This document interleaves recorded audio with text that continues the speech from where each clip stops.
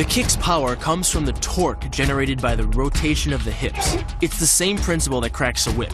Turning the hips just a few degrees forces the foot to travel a much greater distance and creates a lot of speed as it does. The longer the leg and quicker the rotation, the faster the kick.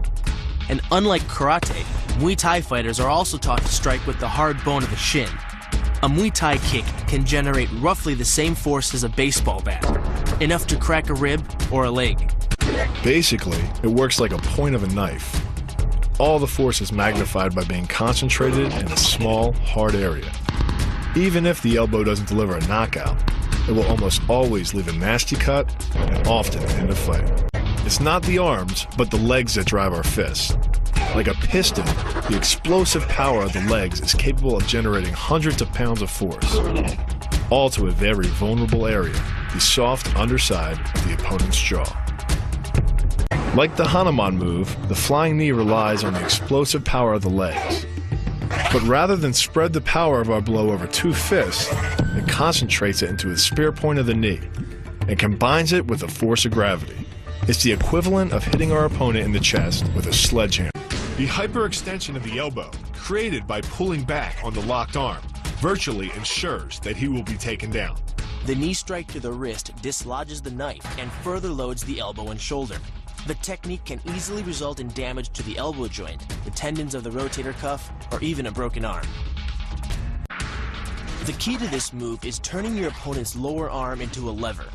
By grabbing his arm during the initial attack, you set up the lever such that direct loading to his elbow joint is achieved. Once the elbow is locked and loaded, you can pull a much heavier opponent off balance by simply lowering your center of weight. With practice, the ninja can hit his intended target from distances as great as 45 feet. At impact, that's more powerful than a Major League Baseball pitch. This move is more about timing and precision than power. Instead of hacking through the limb, the first strike imparts an injury just a few inches below the elbow. The sword's razor-sharp blade easily slices through the soft tissue of the attacker's arm.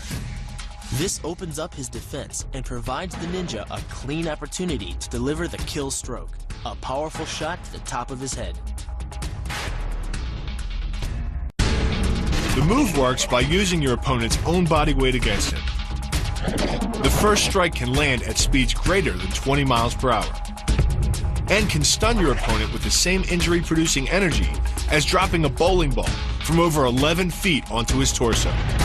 By using his arm as a lever in conjunction with the leg sweep, you drive your opponent to the ground. Once he is on the ground, you follow up with a devastating strike to his face.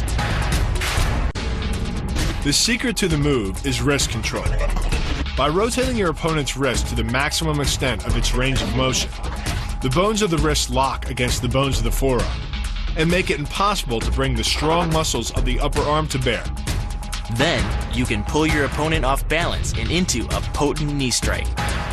The combined force of the knee strike and your opponent's forward momentum can be as much as 2,000 pounds, enough to dent sheet metal.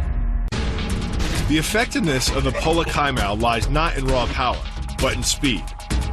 By relying on your triceps to snap the strikes forward over the elbow, 3 blows can hit in 7/10 of a second. The final impact of the strike to your opponent's face can deliver as much as 175 watts of power, more than enough power to stun him or crush the cartilage of his nose. You then add insult to injury, firing one last shot into one of the most sensitive regions of the body, the groin. Pulling off the move relies on 2 factors. The first is to combine the block and the strike into a single action. This reduces the time your opponent has to respond to just 10ths of a second. But the real focus is to aim your strike at the throat. Because as little as 76 pounds of force can collapse the larynx, the strike doesn't need to deliver a lot of force to be deadly. One blow like this and the fight is over.